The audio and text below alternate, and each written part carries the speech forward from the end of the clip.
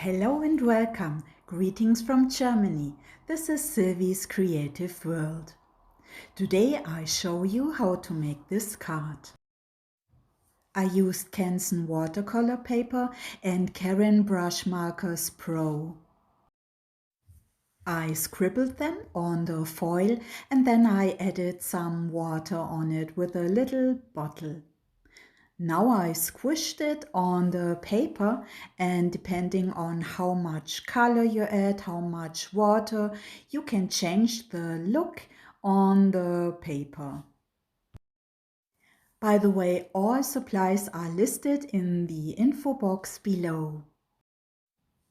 After every step I dried the paper with the heat tool because wet on wet blends and wet on dry gives a nice texture.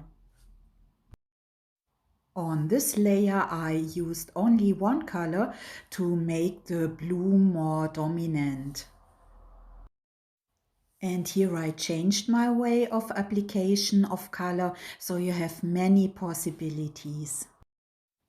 The next step was using the Distress Marker Spritzer from Tim Holtz. It works fabulous with the Caran brush markers. With this inexpensive tool you can achieve a wonderful airbrush look.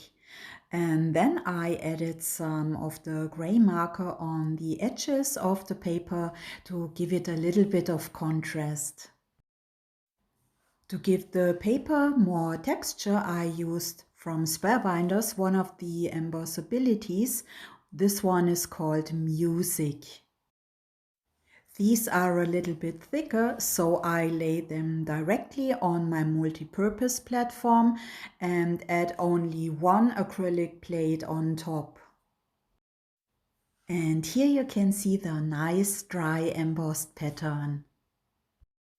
For the next step, I wanted to make sure that the paper is really nice and flat, so I added some Tombow mono removable adhesive glue on it and glued it on a piece of printer paper.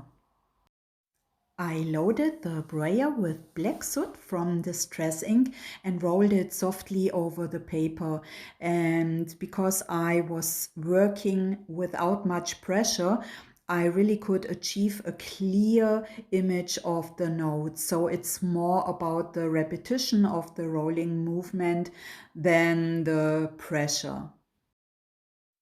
For the sentiment, I used Hooray from Neat and Tangled. I started with the shadow and I die cut it from black cardstock.